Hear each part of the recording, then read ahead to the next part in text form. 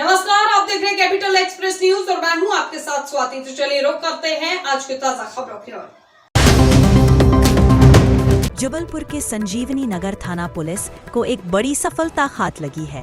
वाहन चेकिंग के दौरान संदेह के आधार पर रोके गए युवक आशीष मिश्रा निवासी लाल माटी से पूछताछ की गई, जिसमें संदिग्ध गतिविधियों के चलते जांच तेज की गई। जांच के दौरान पुलिस ने उसके कब्जे से 5 देसी कट्टे, 2 कारतूस और 1 दोपहिया वाहन बरामद किया। आरोपी को मौके पर ही रंगे हाथों गिरफ्तार कर लिया गया।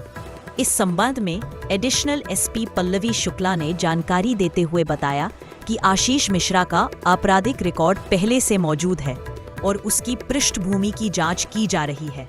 पुलिस यह भी पता लगा रही है कि आरोपी किसी वारदात की फिराक में था या हथियारों को बेचने की योजना बना रहा था। फिलहाल आरोपी से गहन पूछताछ जारी है और उसके नेटवर्क की जांच की जा रही है। उसमें नहीं आता है, मेरे जोन में नहीं आता है। संबंधित एडिशनल एसपी से जानकारी नहीं, मुझे इसके बारे में जानकारी नहीं, मेरा थाना क्षेत्र नहीं है, मेरा क्षेत्र नहीं है।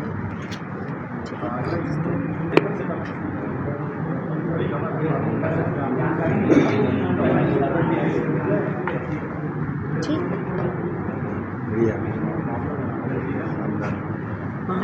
वो तिलगाड़ा वाली नोट अभी थी, वो भी पकड़े गए हैं जी। क्या लिखे हो कीमत? हाँ, अभी जो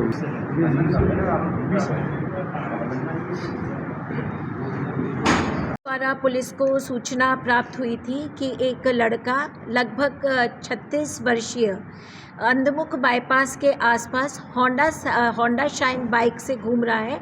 उसके पास पिस्टल रहने की संभावना है और वो पिस्टल बेचना चाहता है।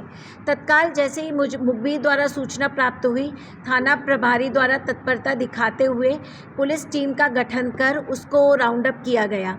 आरोपी आशीष मिश्रा लाल घाटी निवासी घमापुर थाना क्षेत्र का है।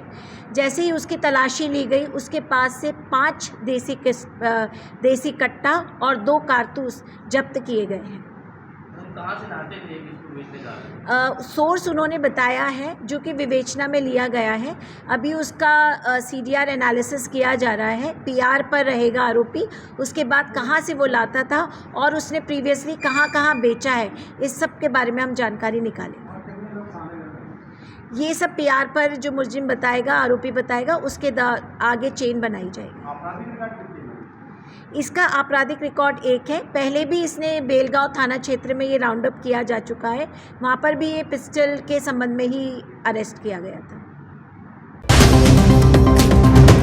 जबलपुर नगर निगम के नवनियुक्त आयुक्त राम प्रकाश अहिरवार ने आज सुबह 11 बजे पदभार ग्रहण किया। इस अवसर पर श्री अहिरवार ने कहा कि शहर का समग्र विकास और नागरिक सुविधाओं का विस्तार उनकी प्राथमिकता रहेगी।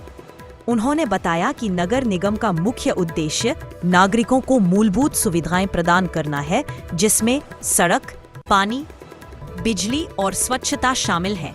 उन्होंने स्वच्छता अभियान को विशेष रूप से प्राथमिकता देने की बात कही और बताया कि जबलपुर को आगामी स्वच्छ सर्वेक्षण में 5वें स्थान से ऊपर उठाकर दूसरा स्थान दिलाना लक्ष्य होगा, जिसके लिए कार्य अभी से प्रारंभ किया जाएगा। आयुक्त ने यह भी कहा कि शासन की विभिन्न योजनाओं को जन जन तक पहुंचाना और पात्र हितग्राहियों को उनका लाभ दिलाना सुनिश्चित किया जाएगा।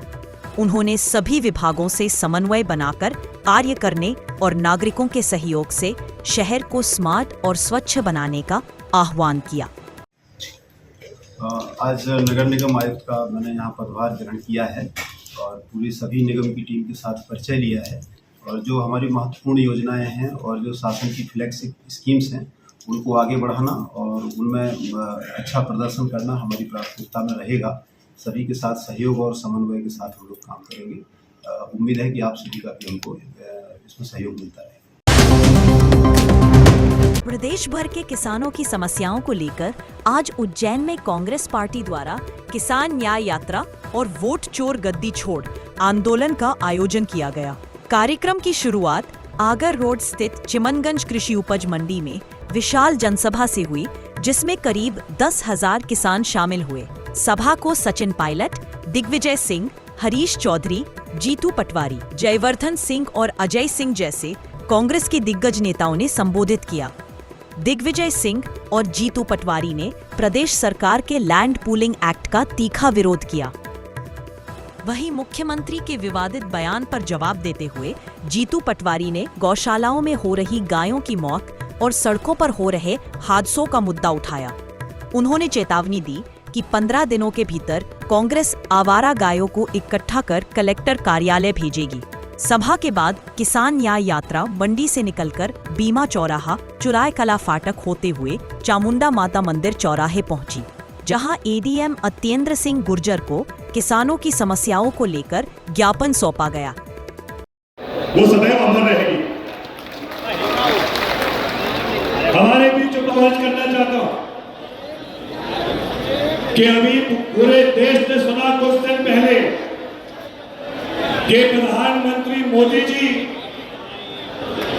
जिन्होंने गब्बर सिंह टैक्स आज से 10 साल पहले पूरे देश में लागू किया था, जिस पर राहुल जी ने स्पष्ट कहा था कि ऐसे टैक्स पर अधिकतम 18% की सीमा होनी चाहिए। हमें खुशी इस बात की है कि 10 साल कुंभकर्ण की नींद से उठने के बाद मोदी जी ने राहुल जी की बात को स्वीकारा और अब जीएसटी की रेट कम की।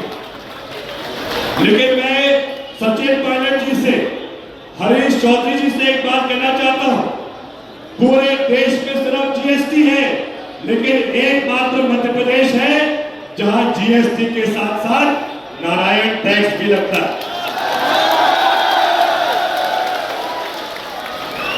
और ये ताकत दिखा रही है कि अगर नारायण टैक्स से सबसे ज्यादा कोई पीड़ित है तो उज्जैन की जनता पीड़ित है।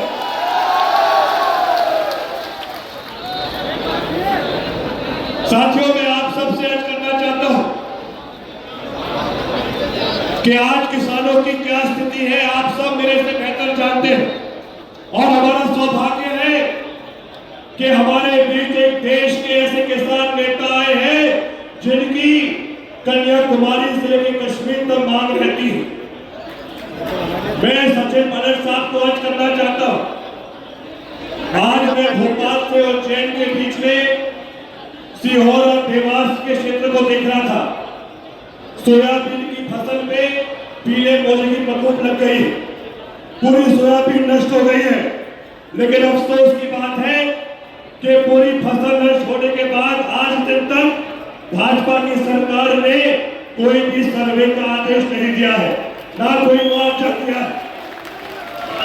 आप सब याद कीजिए, आज से 10 साल पहले प्रधानमंत्री नरेंद्र मोदी जी ने प्रधानमंत्री फसल बीमा की घोषणा की थी, लेकिन 10 साल बाद आप मुझे बताइए, क्या पिछले 3-4 साल में किसान को बीमा की राशि मिली है क्या? आज ये स्थिति पूरे मध्य प्रदेश में बन चुकी है कि जब आप आंकड़ा निकालोगे तो पिछले 10 साल में 40,000 करोड़ रुपए किसान ने बीमा के रूप में जमा किए हैं, लेकिन 40,000 करोड़ रुपए जमा करने के बाद मात्र 10,000 करोड़ रुपए किसान को मिले हैं। ये सच्चाई भाजपा सरकार की है और इसका अर्थ स्पष्ट है कि 40,000 करोड़ जो किसान ने दिए हैं उसमें से 30,000 करोड़ की राशि मोदी जी के उद्योगपति मित्रों ने निकाल ली। पूर्व मुख्यमंत्री और राज्यसभा सांसद दिग्विजय सिंह आज उज्जैन पहुंचे, जहां उन्होंने किसान न्याय यात्रा में शामिल होकर प्रदेश और केंद्र सरकार पर तीखे सवाल खड़े किए। मीडिया से बात करते हुए दिग्विजय सिंह ने कहा कि यह यात्रा वोट चोरी और किसानों को न्याय दिलाने की यात्रा है। उन्होंने आरोप लगाया कि किसानों को नकली खाद दी जा रही है और सोयाबीन के दाम में भारी गिरावट आई है, जिससे किसान बेहद परेशान है। सतना में केंद्रीय कृषि मंत्री शिवराज सिंह चौहान के विरोध को लेकर उन्होंने कहा कि खुद उनके लोकसभा क्षेत्र में सड़कों की हालत खराब है, टोल वसूली दादागिरी से की जा रही है और आदिवासियों के मकान बारिश में गिराए जा रहे हैं। उन्होंने कहा कि 1993 से 2003 तक खाद की कभी कमी नहीं हुई, लेकिन अब लाठीचार्ज के बिना खाद नहीं मिलती और जमकर कालाबाजारी हो रही है, ज्योतिरादित्य सिंधिया समर्थक मंत्रियों की उपेक्षा पर दिग्विजय सिंह ने तंज कसते हुए कहा कि जनसंघ को जीवन भर निभाते रहे, अब उन्हें सामना करना ही पड़ेगा। तो लोकसभा क्षेत्र में खाते गांव में टोल रोड को लेकर बहुत बड़ा आंदोलन चला हुआ, सड़क बनी नहीं और दादागिरी से टोल वसूल किया जा रहा है, खाद मिल नहीं रहा है, आदिवासियों के मकान बरसात में गिराए जा रहे हैं। कभी कभी ऐसा लगता है कि आखिर ये सरकार क्यों शिवराज सिंह चौहान जी के चुनाव क्षेत्र में इस प्रकार का अब खाद की समस्या तो उनके समय भी विकट थी। मैं आपको वर्ष 93 से लेकर 2003 पता नहीं उस समय आप पैदा हुए कि नहीं हुए थे, लेकिन किसानों को उनके सहकारी समिति गोदाम पर एडवांस में खाद पहुंचा दी जाती थी। ये हमारे सुरेंद्र सिंह जी भाई साहब के पिता सवाई सिंह जी साहब सहकारिता के यहाँ के भी पितामह थे। सुभाष यादव जी हमारे बैंक के अध्यक्ष थे। कभी एक बार भी कहीं काला बाजारी का हमारे पास पकड़ नहीं आया और ना मारा मारी हुई। यहाँ तो बिना पुलिस के लाठी के तो ये खाद वितरण नहीं हो पा रहा है। आखिर खाद जा कहाँ रहा है? कुछ लोगों के पास ट्रक के ट्रक डायरेक्टली पहुँच रहे हैं, बाकी लोग परेशान। सर, एक चीज़ अभी देखने में आ रही है कि सिंधिया के जो मंत्री उनके अधिकारी नहीं सुन रहे, जिसको लेकर वो मुख्यमंत्री से भी मुलाकात की है। तो इस विषय को लेकर आप क्या कहेंगे कि क्या स्थिति है अभी देखा जाए तो? कि भाजपा में जो लोग गए हैं उसमें स्वाभाविक है कि जिन लोगों ने अपना पूरा जीवन जनसंघ से और भाजपा में बिता दिया उनका तो दिल जलेगा, अब उसका सामना तो करना पड़ेगा। सर, लगातार देखने को मिला है कि जो कांग्रेस पार्टी है वो बेरोजगारी को लेकर मुद्दे उठाती है, किसानों के हित में उठाती है। अब हम नेपाल की बात करें तो वहाँ पर बेरोजगारी को लेकर तख्ता पलट हो गया है, युवा आक्रोशित हो गए। इस घटना को लेकर आपका क्या संदेश है? पहली बात तो ये सुन लीजिए कि आखिर ये प्रदर्शन किस बात के लिए हो रहा था। इसको जनरेशन जी जो कहते हैं, जो बच्चा 97 से के बाद और 2014 के पहले पैदा हुआ, यानी कि 15, 17, 18 साल, वो लोग सोशल मीडिया बड़े एक्टिव होते हैं। अब वहाँ की सरकार ने उस पर रोक लगा दी तो उनका गुस्सा फूटा और वही प्रदर्शन हो रहा था। उसमें फिर ये आग फैली। सर, आपने चुनाव आयोग से घुसपैठियों की सूची मांगी थी जी? आपने चुनाव आयोग से क्या करें, जब सारे भाजपा के नेता अमित शाह जी से लेकर और छोटे से छोटा कह रहे हैं कि हमने स्पेशल इंटेंसिव रिवीजन जो कर रहे हैं घुसपैठियों को पकड़ने के लिए कर रहे हैं। अरे घुसपैठी का नाम तो बताओ। और पहली बात तो घुसपैठी आए कैसे? 11 साल से तुम्हारी सरकार है, उनको घुसने कैसे दिया? उनको पकड़ा क्यों नहीं आज तक? ये केवल घुसपैठी के नाम से जो आम मतदाता है उसके हक छीने जा रहे हैं, दीपावली चोरी हो रही है। कमलनाथ के साथ आपकी तस्वीर वायरल हो रही है। चाइनीज जो सामग्री है उसकी होली जलाई जाती थी, हर साल ऐसा देखने को मिलता था। इस बार संबंध मधुर बताए जा रहे हैं, अब क्या रहेगा स्टेट? बात ये है, दिवाली के समय कौन क्या जलाता है ये उसका विवेक है, कौन किसके पटाखे चलाता है वो भी उसका विवेक है। अब क्या भारत में पटाखे नहीं बनते? फिर चाइना के पटाखे क्यों खरीदे जाते हैं? उनको आयात करने की जिम्मेदारी क्यों, इजाज़त क्यों दी जाती है? इन सब बातों पे सोचना चाहिए। कमलनाथ जी के साथ आपकी तस्वीर वायरल हो रही, क्या मायने रखता है? कमलनाथ जी के साथ आपकी तस्वीर, आपको एतराज है क्या? नहीं, मुझे एतराज नहीं है, आप बताएं ना सर। कई सारे नेपाल की जो घटना हुई है